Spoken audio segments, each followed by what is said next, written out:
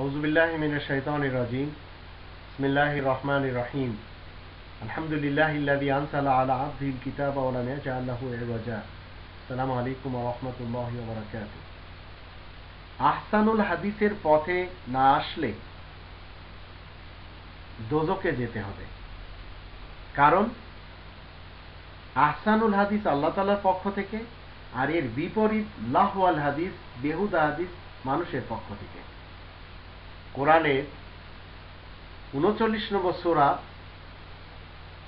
জুমার এর 23 নম্বর আয়াতে আল্লাহ বলছেন, আল্লাহু নাজ্জালা আহসানাল হাদিসি কিতাবান মুতাশাবিহাম মাসানিয়া তাকশাইরু মিনহু জুলুদুল লাযিনা ইয়াখশাউনা রাব্বাহুম সুম্মা তালিনু জুলুদুহুম ওয়া কুলুবুহুম ইলা যিকরিল্লাহ যালিকা হুদাল্লাহ ইয়াহদি বিমান ইয়াশা ওয়া মান ইউদ্লিলিল্লাহু ফামা লাহু মিন হাদ। আল্লাহ নাযিল করেছেন আহসানুল হাদিস, সর্বোত্তম হাদিসের একটি গ্রন্থ, যা বারবার পড়া হয়, যার ভিতরে সামঞ্জস্য রয়েছে, মুতাশাবিহাত রয়েছে। যারা তাদের প্রতিপালককে ভয় করে তাদের লোম শিউরে ওঠে।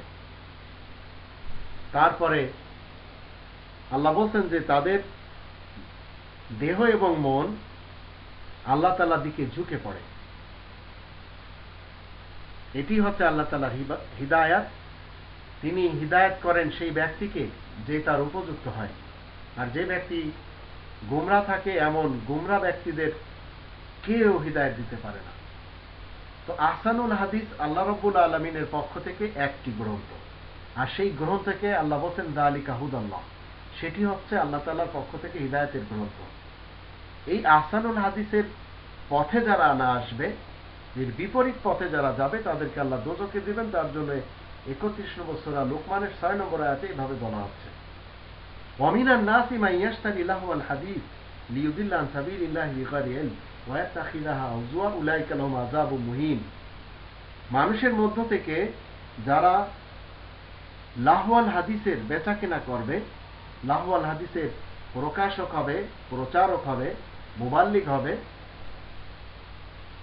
তাদের কর্মকাণ্ডগুলি আল্লাহ বলছেন লিয়ুদিল্লা আন সাবিলিল্লাহ, তারা প্রকৃত পক্ষে কি করে, আল্লাহ তাআলার কোরআন থেকে কোরআনচ্যুত করে মানুষকে, বিগাইরি ইলম ব্যতীত, ওয়া ইয়াত্তাখিযাহা হুজুয়া, এবং সেটাকে তারা তামাশার ব্যাপার মনে করে। তো আল্লাহ বলছেন উলাইকা লাহুম আযাবুম মুহিন, তাদের জন্য অবমাননাকর শাস্তি রয়েছে।